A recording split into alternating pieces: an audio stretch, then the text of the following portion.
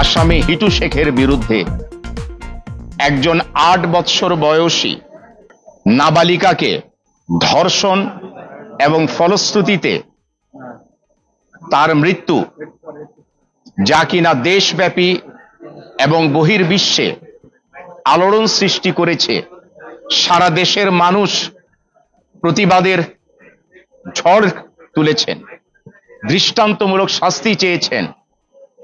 আজকে এই বিজ্ঞ বিচারিক আদালত, নারী ও শিশু নির্যাতন দমন ট্রাইব্যুনাল কিছুক্ষণ পূর্বে এই ঘোষিত রায়ের মাধ্যমে আসামি হিটু শেখকে নারী ও শিশু নির্যাতন দমন আইন 2009-2 ধারায় দোষী সাব্যস্ত ক্রমে সর্বোচ্চ শাস্তি মৃত্যুদণ্ড প্রদান করেছেন।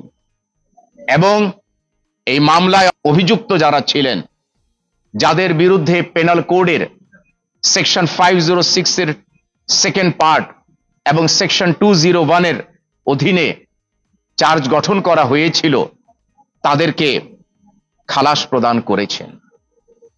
আজকের এই রায়ের মাধ্যমে প্রতিষ্ঠিত হলো যে কোনো ধর্ষক এই বাংলাদেশের বুকে কোনো নারীর সাথে, কোনো শিশুর সাথে যদি কোনো যৌন অপরাধ করে, বিশেষ করে ধর্ষণ করে,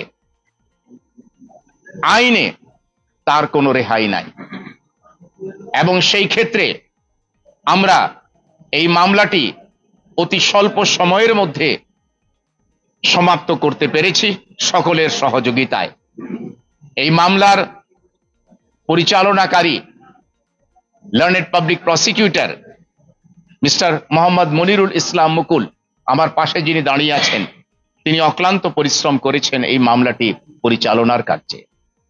আমরা এই রায়ে হিটু শেখের কনসার্নে আমরা সন্তুষ্ট, কিন্তু যে অন্যান্য আসামিদেরকে, যাদেরকে বিজ্ঞ বিচারিক আদালত খালাস করেছেন, সেখানে আমরা রায়ের কপি পাওয়ার পরে পর্যালোচনা করে উপযুক্ত কর্তৃপক্ষের সাথে আলোচনা এবং ইনস্ট্রাকশনসের ভিত্তিতে প্রয়োজনে উচ্চ আদালতে ওই অ্যাকুইটেড অ্যাকিউজদের কনসার্নে অ্যাপিল করা হবে।